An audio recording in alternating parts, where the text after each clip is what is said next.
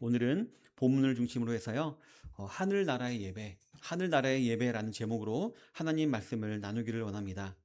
노년에 사도 요한은 이제 하나님의 복음을 전하다가 튀르키예와 그리스 사이에 있는 반모섬, 영어로 하면은 파트모스 섬이더라고요. 그 섬으로 유배를 가게 되었습니다. 많은 사도들이 다 순교를 당했죠. 목이 잘리거나 거꾸로 십자가에 이렇게 박히거나 하는 순교를 당했는데, 그에 비해서 그렇게 죽지 아니하고 오랫동안 살다가 자연사한 이 사도 요한이 복을 받았다라고 저는 처음에 생각했었습니다. 근데 곰곰이 생각해 보니까요, 사랑하는 그 열한 사도들이 누가 요번에 목이 잘렸다더라, 누가 십자가 박혔다더라, 누가 돌에 맞아서 죽었다더라, 누가 또 토백해서 죽었다더라, 이런 말을 들었을 때 사도 요한의 마음이 어땠을까요?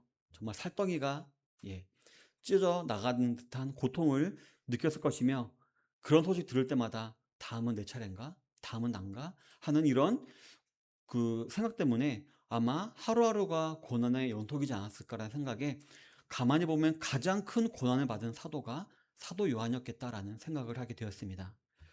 그리고 그렇기 때문에 그런지 하나님께서는 그 누구보다도 사도 요한에게 예수님을 가장 사랑하는 마음을 부어주신 것이 아닌가라는 생각이 들었습니다. 제가 여러 번 말씀드렸듯이 사도 요한에겐 별명이 있었죠. 어떤 별명이 있었나요? 예수님이 사랑하시는 자. 누가 붙였냐, 이 별명을? 자기가 붙였죠. 자기가 예수님이 가장 사랑하신 자라는 별명을 자기에게 붙였습니다. 그만큼 예수님을 사랑한다는 반증이었겠죠. 그렇기 때문에 예수님을 사랑하는 마음이 크게 부어졌기 때문에 이 모든 고난을 평생 안고 견디면서 인내하면서 살아가지 않았나라는 그런 생각도 들었습니다. 게다가 그는 그 유배의 반모섬에서 이 세상 그 어느 누구도 보지 못한 천국을 보게 되는 그런 복을 누리게 됩니다. 바로 천국에 대한 환상과 앞으로 마땅히 될 일을 보게 되는 그런 축복을 받게 된 것이었죠. 따라서 고난의 시간이라고 보였던 유배 생활은요, 그에게 있어서 오히려 축복의 시간이 된 것이었습니다. 먼저 사도 요한은 이 반모섬에서 성령의 감동을 받게 되어지죠. 그래서 나팔 소리와 같은 하나님의 음성을 듣게 됩니다. 그 음성은 네가 보는 것을 두루마리에 써서 7교회에 보내라라는 음성이 첫 번째 음성이었습니다. 그래서 그 음성 이후에 하나님께서 먼저 인자, 즉 예수님의 형상을 보여주십니다. 그리고 7교회에 대해서도 보여주십니다. 그리고 7금초대를 사이를 다니시는 이 누구신가요? 예수님이시죠. 즉 예수님이 그 교회 주인이시다. 그래서 그 교회와 예수님이 이 7교회에 대한 주제라고 볼 수가 있습니다. 그래서 이것을 보여주시고, 그 이후에 하나님께서는 환상과 음성을 통해서 7교회를 향하여 하시는 칭찬과 책망을 모두 다 기록해서 편지로 보내게 하십니다. 그리고 이어서 이제 오늘 본문 1절에 보니까요, 이제 이리로 올라오라, 이후에 마땅히 일어날 일들을 내가 내게 보이리라라는 또 다른 말씀으로 그를 또 깨우십니다. 여기서 이후에 마땅히 일어난 일 뭘까요? 바로 요한계시록 1장 1절에 기록되어 있는 반드시 속히 일어날 일과 똑같은 사건입니다. 그렇다면 이 이후에 마땅히 될 일, 반드시 속히 될 일, 무슨 일일까요? 많은 목사님들이 5장 이후의 일들을 말합니다. 그래서 하나님의 심판과 그런 것들을 얘기하곤 하는데요. 저는 물론 이 사실도 틀린 것이 아니겠지만, 너무 이 사실에만 집중하면은 우리 성도들에게 약간 겁을 주는 것 같고 약간 공포심을 심어주는 것 같습니다. 그렇기 때문에 저는 이 사장의 위치가 정말 하나님께서 우리를 너무 사랑하신다는 증거가 아닌가 하는 생각이 들었습니다. 이러한 약간 공포스러울 수도 있고 약간 무서울 수도 있는 이 심판과 종말의 날을 사건을 보여주시기 전에 먼저 예수님께서는 사장에서 어떤 모습을 보여주시나요? 천상의 예배의 모습을 보여주십니다. 너희들 천국에 가면은 이러한 예배를 드리게 될 거야. 이런 하나님께 이러한 영광의 예배를 올려드리게 될 거야라는 그런 모습을 먼저 보여주심으로써 우리로 하여금 너희들 그러니까 앞으로 어떤 일이 있든지 끝까지 믿음을 지키고 인내해야 돼라고 우리를 위로하시는 하나님의 그런 배려가 이 사장에 기록되어 있지 않나라고 생각되었습니다. 요즘 드라마나 영화를 보면 무엇이 난무하나요? 반전이 난무하죠. 나쁜 놈이지 않는데 우리 팀이었다가 우리 팀이었는데 알았는데 나쁜 놈은 막 되게 복잡하잖아요. 그런 반전과 반전이 난무하는 영화나 드라마들처럼 우리 성도들로 하여금 헷갈리게 만드신 하나님이 아니라 처음부터 명확히 결과를 딱 보이십니다. 너희들 예배하게 될 거야. 나에게 예배하는 자가 될 거라는 결말을 먼저 보여주심으로 말미암아 앞으로 당할 모든 일들이 우리에게 공포로 다가오지 않도록 우리를 위로하고 계신 것입니다. 개인적으로 저는 2000년 8월 10일에 입대했습니다. 예, 고난의 시작이었죠. 저기 춘천 백입으로 입대해서 양구로 갔습니다. 이런 곳이 있나 싶었습니다. 예, 정말 죽는 줄 알았습니다. 하지만 저는요, 그때도 이미 알고 있었습니다. 2년 2개월 후 2002년 10월 10일에 전역한다는 사실을 이미 알고 있었습니다. 그렇기 때문에 힘든 군생활 가운데서도 끝이 있다. 분명히 끝이 있고 그 끝은 너무나 좋다라는 것을 알고 있다는 생각으로 잘 그 2년 2개월을 버텼던 것 같습니다. 만약에 전역이 언제인지도 알지 못한 채 군대에 입대했더라면 예, 정말 생각하기도 싫습니다. 예, 정말 저도 2년 2개월도 힘들었는데 또 개인적으로 교제한 그 북한 탈북자 그 목사님이랑 얘기 들어보니까 16년을 군생활을 했다는데 그렇게 군생활을 했다면 제가 과연 견딜 수 있었을까? 예, 생각도 하기 싫더라고요. 이와 마찬가지로 하나님께서는 우리 성도들로 하여금 어떤 시련이 와도 어떤 고난이 와도 이길 수 있도록 먼저 저와 여러분들에게 이 영광스러운 하늘나라에서의 예배의 아름다운 모습을 먼저 보여주시는 것입니다. 게다가 여기에는 저와 여러분들이 이 땅에서 드리는 예배의 모범도 담겨 있다라고 저는 믿습니다. 오늘 본문을 통해서 진정으로 하나님 나라와 하늘나라에서의 예배를 소망하는 시간이 되시기를 바라겠습니다. 또한 이 땅에서 우리가 드리는 예배에 대한 올바른 마음가짐과 올바른 자세에 대해서도 한번 알아보는 그런 시간이 되기를 바랍니다. 하늘나라의 예배, 첫 번째로 그 대상은요, 오직 하나님 뿐이십니다. 본문 2절을 보면요, 다 같이 읽을까요? 2절 한번 읽어보도록 하겠습니다. 시작. 내가 곧 성령에 감동되었더니 이가 있는데. 아멘. 먼저 사도 요한이 보았다라고 했습니다. 하늘나라에는 보좌가 베풀어져 있고 그 보좌에 앉으신 이가 있다는 것을 보았다라고 했습니다. 이 보좌는요, 왕이 앉는 자리로서 우리나라 말로는 용상이라 그러죠. 그래서 왕권을 상징합니다. 하나님께서는 환상 가운데 먼저 요한에게 이 보좌와 보좌에 앉은 하나님 자신의 모습을 보여주고 계신 것입니다. 이는 하나님이 이 세상 전체를 통치하고 계시는 절대자이시다라는 사실을 말씀하시는 것입니다. 또한 자신이 이 세상을 심판하시는 종말의 심판주가 될 것이다라는 것도 알려주시는 역할을 합니다. 이처럼 우리는 보좌를 볼 때 하나님이 절대자이시고 심판주의라는 것을 우리가 알게 되는 것입니다. 또한 오직 하나님 한 분만이 예배받으시기에 합당하신 분이시다라는 것을 우리에게 말하기도 합니다. 그리고 본문 3절에 보면 이제 세례 요한이 그 하나님과 하나님이 앉으신 보좌와 그 주변의 모습을 자기 인간의 말로 설명하려고 하는 시도하는 장면이 나옵니다. 앉으신 이의 모양이 벽옥과 홍보석 같고 무지개가 있어 보좌에 돌렸는데 그 모양이 녹보석 같더라 라고 말입니다. 벽옥이 뭔가요? 다이아몬드죠. 그리고 홍보석은 뭔가요? 루비. 그리고 녹보석은 에메랄드인가요? 초록색? 예. 이런 보석으로 지금 하나하나 설명하고 있는 것입니다. 이 부분을 읽을 때 아무리 상상하려고 해도 그 모습이 잘 상상이 안 되죠. 근데 요즘에요, AI한테요, 요한계시록 4장 1절에서 4장 3절을 그려줘 하면은 AI가 어떡할까요? 그려줍니다.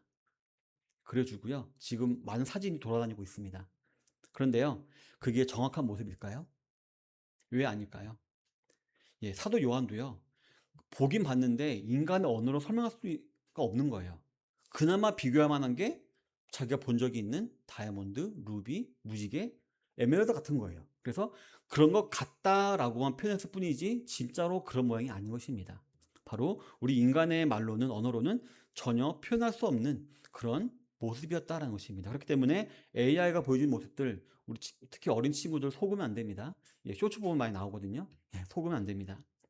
그래서 우리는 이 사실을 통해 알 수 있는 사실이 뭐냐면, 그 하나님의 보좌와 그 보좌에 앉아 계신 하나님의 그 어미롭고 아름다운 모습은 우리 인간의 모습으로 설명할 길이 없구나 라는 추측만 하게 하는 것입니다. 성도 여러분, 이 세상을 창조하신 하나님께서는요, 그 놀라우신 지혜로 지금 이 세상을 통치하고 계십니다. 그리고 마침내는 그 의로우신 법대로 이 세상을 선악간에 심판하실 것입니다. 또한 본문에서처럼 하나님은 인간의 말로 설명할 수도 없고 상상할 수도 없는 아름다운 분이십니다. 근데 이러한 분을 저 여러분들이 어떻게 하게 된다고 장차? 이러한 분을 예배하게 될 것이다 라고 지금 본문이 말하고 있는 것입니다. 따라서 이를 통해서 우리가 알 수 있는 사실 한 가지가 더 있습니다. 바로 우리를 보는 우리의 판단과 우리를 보는 하나님의 판단이 다르시다라는 사실입니다. 저와 여러분들이 각자 자신을 볼 때 어떤가요? 점점 나이도 들어가고 주변 사람도 생기고 힘도 빠지는 것 같고 나보다 말도 잘하는 사람 많고 힘센 사람도 많고 돈도 많고 예, 자기 자신을 볼 때에는 약간 초라하고 부족해 보일 때가 많이 있습니다. 그런데 하나님은 그렇지가 않으시다라는 것입니다. 성도 여러분, 제가 방금 말씀드렸듯이 하나님께서 이렇게 위대하시고 아름다우시다면은 그분께 예배할 수 있는 사람들은 마땅히 어떤 자들이어야 될까요? 그에 걸맞는 예, 정말 위대한 사람들이어야 되고 아름다운 사람들이고 존귀한 사람들만 아마 그런 하나님께 예배 드릴 수 있을 것입니다. 근데 지금 우리 생각은 초라해 보이지만 우리가 지금 하나님께 뭐 하고 있나요? 예배 드리고 있죠. 그 사실은 뭔가요? 하나님 우리를 그만큼 존귀하게 보고 계시다라는 사실입니다. 우리는 우리를 어떻게 판단할지 모르지만 우리는 우리 교회를 어떻게 생각할지 모르지만 하나님은 우리와 우리 교회를 존귀하게 여기시고 우리 예배를 지금도 받아주고 계시다라는 사실입니다. 따라서 우리는 충분히 존귀한 자들이다라는 것입니다. 그렇기 때문에 천국 가기 전에 연습이라고 볼 수 있는 이 땅에서 우리가 그 동일한 하나님께 예배를 드리는 이 우리의 예배는 존귀하고 중요한 것이다라는 것입니다. 그래서 우리가 이 예배당을 드린 예배를 우리가 정말 귀하게 생각할 줄 알아야 하는 것입니다. 그런데 애석하게도 제가 생각하기로 지금 우리는요, 우리 예배 가운데 계신 하나님을 단지 우리 눈에 보이지 않는 이유 하나만으로 큰 무시를 하고 있는 것 같습니다. 위대하시고 절대하신 심판 주신 하나님이 보잘것없는 우리 인간의 눈 따위에 보이지 않는다는 이유로 무시를 당하는 경우가 참 많이 있는 것 같습니다. 그래서 우리 개인적으로는 예배를 드리는 태도를 아마 문제 삼을 수 있을 것입니다. 물론 이는 개인적으로 하나님을 경험한 만큼 변화되는 것이기 때문에 언급하시기는 제가 좀 조심스럽긴 하지만 저는요, 이런 생각을 가지고 있습니다. 저는 목사로서 어떤 생각 갖고 있냐면은 예배를 드릴 때에는 적어도 우리가 결혼식 드리기 전에 상견례를 하죠.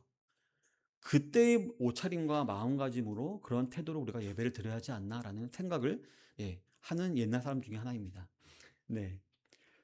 저도 참 당사자분이 앞에 계시지만 그 상견례 드릴 때 얼마나 떨리고 얼마나 이렇게 두근두근 하든지 참 가장 좋은 옷을 입고 우리 아버지 어머니에게도 뭐 씻고 왔어? 막 관리하면서 어쨌든 좋은 모습 보이려고 이렇게 했던 기억이 납니다. 마찬가지로 우리가 하나님께 예배를 드릴 때 단지 인간 앞에 보일 때도 그렇게 우리가 잘 보이려고 노력을 하는데 하나님께 나올 때 우리가 태도나 옷차림이나 어떻게 될까요? 말할 필요가 없을 것입니다. 또한 예배를 드리는 횟수를 정하는 데 있어서도 자신의 편의가 기준이 아니라 하나님의 말씀이 기준이 되어야 한다라고 생각하는 그런 사람이기도 합니다. 우리나라는 예로부터 주일 성수를 강조했죠. 그러다 보니까 많은 사람들이 이를 반대로 많이 하더라고요. 어떻게 생각할까요? 주일만 성수하면 돼 라고 생각하는 사람들이 참 많이 있는 것 같습니다. 그보다는 부디 내가 예배를 본다라는 것이 아니라 내가 하나님께 예배를 드린다라는 사실에 더 우선순위를 두시고 하나님 앞에서 예배 횟수와 태도를 결정하시는 성도님들이 되시기 바랍니다. 내가 예배를 본다, 봐준다 이게 아니라 감히 내가 하나님께 예배를 드린다라는 마음 자세를 가지고 태도와 횟수와 마음을 정하시는 성도님들이 되시기를 바라겠습니다. 그리고 공적으로는 예배의 방식을 문제로 삼을 수 있을지 모르겠습니다. 조금 구식처럼 보일지 몰라도 예배는 하나님의 권위에 걸맞게 세상의 행위와는 좀 구별되게 성경적으로 준비되고 진행되고 맞춰져야 할 줄로 믿습니다. 그래서 격식과 예전이 필요한 것입니다. 성도 여러분, 예배의 대상은 오직 하나님 한 분이십니다. 자기 자신을 예배하는 것이 대세인 이 시대에 우리가 예배할 대상은 오직 하나님 한 분뿐이라는 사실을 꼭 기억하시기를 바랍니다. 그리고 우리는 그 전능하시고 아름다우신 하나님으로부터 친히 선택을 받았다. 성경의 표현을 따르자면 뽑아내심을 당했다. 그런 사람이 저와 여러분들이라는 사실을 꼭 기억하시기 바랍니다. 우리는 존귀한 자들이다. 사실을 기억하시기 바랍니다. 그래서 우리가 드리는 이 공적인 예배에서도 그 자세와 마음 그리고 태도를 하나님 앞에서 두렵고 떨림으로, 즉 하나님을 경외하는 마음으로 정하시는 저와 여러분들이 되시기를 바라겠습니다. 하늘나라의 예배 그 두 번째로 그 내용은 하나님의 거룩과 영광입니다. 먼저 천상의 예배를 살펴보면요, 하나님께 드린 예배는 먼저 거룩하게 드려진다라고 본문을 기록하고 있습니다. 왜냐하면 하나님께서 거룩하신 분이시기 때문입니다. 우리 8절 한번 다 같이 읽어볼까요? 8절 한번 다 같이 읽겠습니다. 시작. 내 생물은 각각 6 날개를 가졌고 그들이 밤낮 쉬지 않고 이르기를 거룩하다 거룩하다 거룩하다 주 하나님 곧 전능하시니여 전에도 계셨고 이제도 계시고 장차 오실 이시라 하고. 아멘. 본문 4절부터 보면 이제 24장로와 7명 그리고 네 생물이 등장합니다. 이들이 정확히 누구를 상징하는가를 푸는 것은 그렇게 중요한 문제는 아닙니다. 하지만 우리가 더 중요하게 여겨야 될 생각 뭐냐면, 또 의심할 수 없고 확실하고 중요한 사실이 있다면 이들은요 다 하나님께 예배를 드리는 자들이었다라는 것만 우리가 기억을 하면 되는 것입니다. 따라서 그 가운데 우리는 이 네 생물의 찬양 소리를 우리가 더 주목해야 됩니다. 이들은 뭐를 하고 따랐나요? 밤낮 쉬지 않고 뭘 하고 따랐나요? 거룩하다 거룩하다 거룩하다 주 하나님 곧 전능하시니여 전에도 계셨고 이제도 계시고 장차 오실이시라 라고 하면서 찬양을 하고 있는 것입니다. 하나님의 거룩을 찬양하고 있는 것입니다. 성도 여러분, 이 찬양 속에는요 우리가 드릴 예배의 내용이 들어있습니다. 바로 하나님의 거룩성을 찬미하는 예배가 우리의 예배가 되어야 한다는 것입니다. 이 거룩이라는 단어는 잘라냄, 분리함이란 뜻으로서 우리가 죄와 세상과 더러움과 분리된 상태를 말합니다. 그래서 또 더 나아가서 이 거룩함이란 하나님께만 있는 성품으로서 모든 피조물들과 완전하게 다르게 구별된 존재다라는 의미도 있습니다. 그렇기 때문에 우리가 하나님께 예배를 드릴 때는 어떻게 드려야 될까요? 다른 모든 자신들에게 드린 예배들과 구별되는 거룩함으로 가장 먼저 찬양하며 하나님께 예배를 드려야 한다라는 것입니다. 우리가 그래서 찬양하고 해야 되는 것입니다. 두 번째로 하나님께 드린 예배는 영광스럽게 드려져야 한다라고 말을 하고 있습니다. 왜냐하면 하나님께서 영광스러우시기 때문입니다. 본문 9절에 보면 그 생물들이 보좌에 앉으사 세세토록 살아계신 이에게 영광과 존귀와 감사를 돌릴 때라고 표현하고 있습니다. 또한 11절에 보면 우리 주 하나님이여 영광과 존귀와 권능을 받으시는 것이 합당하오니 주께서 만물을 지으신지라 만물이 주의 뜻대로 있었고 또 지으심을 받았나이다 하더라 라고 기록을 하고 있습니다. 8, 9절은 네 생물이 찬양을 드린 내용이고 10절, 11절은 24장로가 찬양을 드리는 내용입니다. 이 네 생물들은 밤낮 쉬지 않고 세세토록 하신 이에게 영광과 존귀와 감사를 돌렸다라고 기록하고 있습니다. 바로 하나님의 영광과 그 영광의 영원성을 찬양했다는 것이고요. 그래서 24장로들은 보좌에 앉으신 이에게 엎드려서 자기의 관을, 옛날 성경으로는 면류관이죠, 면류관을 던지면서 영광과 존귀와 능력을 돌렸다라고 했습니다. 하나님, 이 모든 영광은 다 하나님의 것입니다 라고 돌리면서 예배를 드렸다는 것입니다. 이 두 장면은요 이 세상의 그 어느 누구 그 어느 것과도 비교 불가한 하나님의 영광의 위대성을 나타내는 그런 장면이라고 볼 수 있습니다. 즉 천상에서 예배를 드리는 자들은 하나님의 영광을 헤아릴 수가 없어서 지금 영원토록 예배를 드린다라고 표현을 하고 있는 것입니다. 성도 여러분, 지금 저 여러분들이 이 땅에서 거하고 있기 때문에 이러한 하나님의 거룩함과 영광스러움이 무엇인지 실감이 가지 않으실지 모르겠습니다. 저도 인간인지라요, 우리 예배당처럼 작은 예배당이 아니라요, 제가 예전에 여의도 수목원교회를 한번 가본 적이 있는데요, 저도 모르게 막 압도가 돼가지고 막 거룩해지는 것 같아요. 막 절로 막 기도가 나오고요. 막 그 웅장함에 압도가 돼서. 그러니까 그때 상한 게, 야, 나도 저 사람이구나. 이런 건축물에 내가 그 위험에 내가 압도가 되는구나. 이런 생각했습니다. 이처럼 우리는요, 이 땅에 거하고 있기 때문에 진정한 거룩함과 영광이 뭔지를 잘 모릅니다. 하지만 저 여러분들이 저 천국에 가면요, 그동안 희미한 안개 속에서 보는 듯 했던 하나님의 거룩함과 영광을 두 눈으로 명확하게 온 지성과 오성과 감성으로 뚜렷이 보게 될 것입니다. 그리고 이러한 하나님과 거룩과 영광에 압도된 우리 성도들은요, 이 천상의 존재들과 같이 영원히 쉬지 않고 거룩과 영광을 하나님께 돌려드리는 예배를 드리게 될 것입니다. 이 말을 들을 때 아마 저 뒤에 있는 우리 지미 같은 우리 6학년은 생각할 거예요. 헐, 밤과 낮 영원토록 예배만 드린다고? 천국이 그런 데라고? 과연 거기가 천국 맞을까? 이런 생각이 들지도 모르겠습니다. 하지만 성도 여러분, 이 땅에서도 너무 행복하면은 어떤 기분이 드나요? 이 순간이 영원했으면 좋겠다 라는 생각하게 되죠. 그리고 시간이 지나도 그때 생각하면 어떤가요? 그때의 감정과 기쁨이 몰려와서 마음이 이렇게 풍요로워지잖아요. 마찬가지로 이 땅에서 불완전하게 드리는 예배와 찬양을 저 천상의 예배와 혼동하지 마시기를 바랍니다. 우리가 그 영광의 하나님을 볼 때에 우리는 자연스럽게 24장로와 7영과 네 생물과 같은 예배자가 될 것입니다. 자연스럽게 예배자가 될 것이고 그 기쁨은 영원히 이어질 것입니다. 그래서 순간 예배 드린 것 같은데 그게 영원히로 이어지는 그런 예배를 드리게 될 것입니다. 성도 여러분, 아까도 말씀드렸듯이 저와 여러분들은 이 땅에서 저 천상의 존재들이 예배하고 찬양하고 있는 대상인 하나님을 동일하게 예배하고 있는 자들입니다. 그렇기 때문에 저와 여러분들은 이 땅에서도 하나님께 거룩과 영광을 올려드리는 그러한 예배를 드릴 수 있어야 합니다. 먼저 거룩한 예배, 이는 한마디로 구별된 예배를 드린다는 것입니다. 예배는 우리가 일상적으로 하는 행동들과 절대로 구별이 되어야 한다는 말입니다. 하나님은 영이시니 예배하는 자가 영과 진리로 예배할지니라 라고 했습니다. 쉽게 말하면 하나님이 원하시는 방법대로 우리가 예배를 드려야 한다는 것입니다. 세상에는 누군가를 칭송하는 수많은 방법들이 있죠. 대표적인 것이 매년 TV 연말에 하는 시상식, 통해서 무슨 영화배우나 배우나 가수나 코미디언들에게 그들의 수고를 치하합니다. 그럼들의 그러한 프로그램들을 볼 때에 우리는 그런 수상자들의 수고와 노력이 참 대단하다, 놀랍다, 참 명예스럽겠다, 야, 그 결과를 보답받으니까 참 좋겠다라는 생각을 하게 됩니다. 하지만 그 시상식이 어디서부터 나왔나요? 사람의 머리에서 나왔죠. 그러니까 쉽게 잊힙니다. 작년 연기대상 누가 받은지 아시나요? KBS 연기대상 누가 받은지 아시나요? 저도 모릅니다. 예, 우리 그때는 이 사람 받았어 하지만 모르잖아요. 금방 퇴색되어져 버리고 마는 것입니다.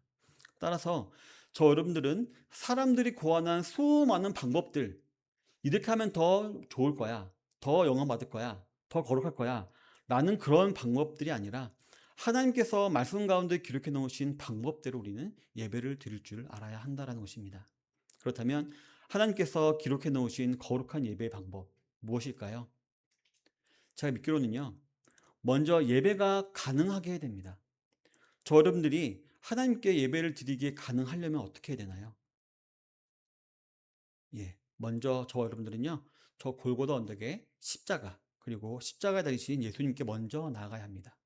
나아가서 우리는 그 예수님의 보혈로 우리는 먼저 깨끗함을 입어야지만 하나님께 우리는 예배드릴 자격이 비로소 갖추어집니다. 하나님께서는 저 여러분들에게 거룩함을 요구하시는데요, 절대로 우리 사람의 힘으로는 거룩함을 취할 수가 없기 때문입니다. 오직 예수님의 보혈만이 우리를 거룩하게 하기 때문에 우리는 그분께 나아가야 하는 것입니다. 우리가 아무리 이발을 하고 새 옷을 입고 목욕을 한다 해도 우리는 여전히 더러운 죄인입니다. 근데 이사야 선지자가 말했죠. 우리의 의는 더러운 옷과 같다라고 말을 했습니다.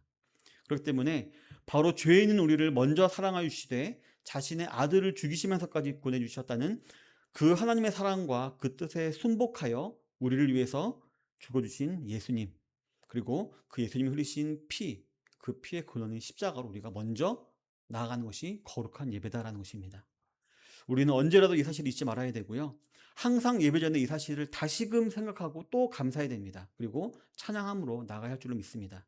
그때 예수님의 피 공로로 말미암아 하나님 보시기에 거룩한 자가 되는 것입니다. 따라서 우리는요, 거룩한 예배를 드리기 위해서 자동적으로 예배를 드리기 전 10분에서 20분 정도는 일찍 오게 되어 있습니다. 일찍 와서 앉아서 가만히 묵상하며 예수님의 십자가를 묵상하며 또 감사하며 예배를 준비하게 되어 있는 것입니다. 즉 우리가 묵상하는 가운데 우리는 저 골고다의 언덕에 예수님께 갔다 와야 하는 것입니다. 그곳에서 피 흘리고 계신 예수님을 볼 때에 우리는 자연스럽게 어떻게 질까요? 경건해지겠죠. 그리고 거룩하여 질 것입니다. 두 번째로 영광스러운 예배. 이는 한마디로 대상과 목적이 뚜렷한 예배를 드린다라는 말입니다. 예배의 대상과 목적은 오직 하나님과 그 하나님의 영광뿐이다라는 것입니다. 그래서 뭐 다른 교회들은 모르겠지만 우리 고신교단은 절대로 뭐 추모 예배, 추도 예배 이런 거 인정 안 합니다. 왜냐하면은 그 사람들은 예배 대상이 아닙니다. 예배 대상 하나님밖에 없기 때문에 우리는 드리지 않고 그냥 기억하면서 그분의 신앙을 기억하면서 나누는 그런 시간을 가질 뿐입니다. 다시 한번 말씀드리지만 예배의 대상과 목적은 오직 하나님과 하나님의 영광뿐입니다. 혹 설교자의 영광이나 우리 교회는 없지만 뭐 찬양대의 영광 혹은 기도자의 영광 혹은 또는 내 개인적인 욕구의 충족이 아니라 오직 하나님과 하나님의 영광이 전부인 것이 바로 예배다라는 것입니다. 하나님 외에 모든 예배 참석자들은 다 그 하나님을 예배하는데 수종을 드는 수종자, 종일 뿐입니다. 이 사실을 꼭 기억하시기 바랍니다. 우리 교회는요, 뭐 특별한 조직이 없죠. 그러니까 아마 저밖에 없는 것 같습니다. 제가 앞에 나와 있다고 조금 특별하게 보이시나요? 그래서 제가 설교를 좀 더 화려하게 하고 잘하고 막 잘하고 하면은 하나님이 더 큰 영광 받으시고 지금처럼 하면 영광이 가려질까요? 전 추호도 그렇게 생각하지 않습니다. 이미 하나님은요, 충분히 영광스러우시고 하나님이 알아서 본인의 영광을 다 거두어 가십니다. 문제는 뭐가 문제일까요? 판단하는 죄를 짓고 있는 우리 인간이 문제일 뿐이지 하나님의 영광은 아무 문제가 없는 것입니다. 어쨌든 성도 여러분, 천국에 가서도 제가 목사일까요? 장로일까요? 권사님일까요? 집사님일까요? 아닙니다. 똑같은 성도고 하나님을 예배하는 예배자의 따름입니다. 그저 질서의 하나님께서 이 땅에 주님의 몸된 교회를 이끌어가기 위해서 사람마다 재능에 맞게 은사를 주시고 질서 가운데 직분을 주셔서 주님의 몸된 교회를 세워가게 하셨을 뿐이지 다 동등한 예배자일 뿐입니다. 따라서 영광을 받으실 분은 누군가요? 오직 은사를 주시고 직분을 주신 하나님밖에 없다라는 것입니다. 따라서 모든 예배자들은 혹 인도자들은 자신을 통하여 하나님이 영광 받을 수 있도록 겸손하고 또 겸손해야 할 줄을 믿습니다. 본문에 보면 24장로들이 자신들의 멸관을 주님께 드리면서 찬양하고 있지 않습니까? 제가 한 거 아무것도 없습니다. 다 주님이 하신 것입니다. 라고 한번 예배를 드리고 있는데 바로 이것이 겸손한 모습입니다. 이 땅에서 우리가 믿음을 지키고 인내함으로 얻은 모든 생명의 면류관, 의의 면류관, 영광의 면류관을 다시 하나님께 드리는 것입니다. 왜냐하면 궁극적으로 자신들이 이 땅에서 승리할 수 있도록, 아니 살아갈 수 있도록 힘을 주신 분이 바로 하나님이셨기 때문입니다. 그래서 그 영광을 하나님께 돌린다는 의미로 그 관을 하나님께 다시 드렸던 것이었습니다. 또 요한계시록 다른 부분에 보면 천사들이 하나님을 찬양하는 장면이 기록되어 있는데요. 천사들 날개가 몇 개일까요? 6개입니다. 6개인데요. 그 중에 오직 2개만 날기 위해서 퍼덕이 있고요. 4개는 뭐 하고 있을까요? 온몸을 가리고 있습니다. 날개로는 온몸을 가리고 있습니다. 그러면서 입으로 찬양합니다. 홀리 홀리 홀리, 거룩 거룩 거룩, 하나님만 거룩하시다, 이렇게 찬양하고 있습니다. 오직 자기는 드러내지 아니하고 하나님의 영광만 드러내기 위해서 온몸을 가리면서 찬양하고 있는 존재들이 천사들인데 우리들도 그렇게 하나님을 예배하고 찬양해야 한다는 것입니다. 성도 여러분, 부디 모든 예배에 이와 같이 승리하시는 성도님들이 되시기를 바랍니다. 오직 하나님께만 영광과 감사와 찬양을 올려드리며 그리고 하나님께서 받으실 만한 거룩하고 영광스러운 예배를 드리심을 말미암아 예배 때마다 승리하시고 그 승리한 예배를 통하여서 세상에 나아가서도 승리하는 삶을 살아가시는 성도님들이 되시기를 바라겠습니다. 우리 사랑하는 성도 여러분, 하나님께서는 요한에게 심판과 대환란 그리고 천국의 환상을 보여주시기 전에 먼저 천국에서의 예배의 장면을 먼저 우리에게 보여주고 계십니다. 앞에서도 말씀드렸듯이 분명한 의도가 있는 것입니다. 앞으로 분명히 예수님은 재림하십니다. 재림하셔서 선악간에 심판하실 것입니다. 그런데 그 전에 사단은 분명히 여러 가지로 겁을 주면서 우리로 하여금 예수님을 믿지 못하게 그 믿음에서 떠나도록 우리를 유혹할 것입니다. 성경에 나와 있잖아요. 할 수만 있다면 택하신 자들까지도 미혹하리라라고 성경에 나와 있잖아요. 그렇게 할 것입니다. 그런데 그 가운데 우리 성도들에게 필요한 것은 무엇일까요? 영성이 필요할까요? 아니면 기도가 필요할까요? 강한 의지가 필요할까요? 요한계시록은 딱 두 가지만 말하고 있습니다. 무엇이 우리로 하여금 승리하게 하느냐? 성도의 믿음과 인내라고 분명히 말하고 있습니다. 오직 믿음과 그로 인한 인내만이 우리로 하여금 승리하게 하는데요. 그 믿음과 인내가 구체적으로 드러나는 게 무엇일까요? 예배입니다. 예. 우리 성도들의 믿음과 그 인내가 구체적으로 나타나는 행위가 바로 예배이고요. 우리가 예배를 드릴 때에만 승리를 할 수 있다는 것입니다. 제가 예전에도 설교 시간에 말씀드린 적이 있습니다. 한 신학자가 너무 멋있는 말을 했는데요. 우리가 예배를 지키는 것이 아니라 예배가 우리를 지킨다. 예배가 우리를 지킵니다. 오직 하나님께만 드리는 하나님의 거룩함과 영광을 찬양하는 그 예배를 통하여서 저 여러분들은 승리를 하게 되고요. 결국 저 천국에 들어갈 수 있게 된다는 것입니다. 이 중요한 사실을 알게 하시기 위해서 하나님께서는 다른 무엇보다도 먼저 고난과 혼란이 오기 전에 이 예배의 장면을 우리들에게 보여주신 것이라고 확실히 믿습니다. 성도 여러분, 이 세상교회는요 전투교회입니다. 지금도 유혈이 낭자하는 그런 전투가 벌어지고 있는 전투교회입니다. 우리 성도는요 그 전투교회에 속해서 어떻게 해야 될까요? 에베소서에 기록되어 있죠. 진리로 허리띠를 띠고 의에 호신경을 붙이고 평안의 복음에 준비한 것으로 신을 신고 모든 것 위에 믿음의 방패를 가지고 구원의 투구와 성령의 검, 곧 하나님 말씀을 가지고 우리는 매일매일 우리는 전투한다는 마음으로 살아가야만 하는 것입니다. 정치, 경제, 종교 등 다방면에서 교회를 향한 공격이 가중되고 있는 이때에 천국에 대한 확실한 소망과 믿음과 인내의 싸움을 싸우시며 승리하시는 성도님들이 되시기를 바라겠습니다. 그렇다면 저 천상의 교회는 어떤 교회일까요? 승리교회입니다. 이 지상의 교회는 전투교회지만 천국은 승리교회입니다. 그 승리교회, 하늘나라에서 하나님께 드릴 영광스러운 예배, 거룩한 예배에 다 같이 동참하게 되시는 저와 여러분들이 되시기를 바라겠습니다. 그리고 그러기 위해서 이 땅에서의 예배도 우리가 늘 승리하게 되시는 우리 선양의 성도님들 되시기를 주님의 이름으로 축원합니다. 우리 기도하겠습니다. 다시 들은 말씀을 기억하시면서 기도하도록 하겠습니다. 유일한 예배 대상이 되시는 하나님의 거룩과 영광을 높이는 예배자가 되게 해주십시오. 기도하겠습니다. 항상 거룩한 삶과 하나님과 교제하는 삶을 통해서 하나님을 드러내는 삶을 살게 해주십시오. 기도하겠습니다. 또 전투교회에 속해 있다라는 마음을 잊지 않고 날마다 성령 충만한 삶을 살게 해주십시오. 다 같이 기도하도록 하겠습니다. 아버지 하나님 참으로 감사드립니다. 오늘 요한계시록 말씀을 통하여서 천상 예배를 보여주시며 우리의 예배자로서의 자세가 어떤 자세가 되는지를 알려주심을 참으로 감사드립니다. 아버지 하나님, 우리가 조금만 아버지 하나님 생각을 다르게 품고 하늘 바라보면 어느새 우상 공장인 우리를 예배하고 있고 우리의 욕심을, 우리의 생각을, 우리의 마음을 예배하고 있을 때가 너무 많이 있습니다.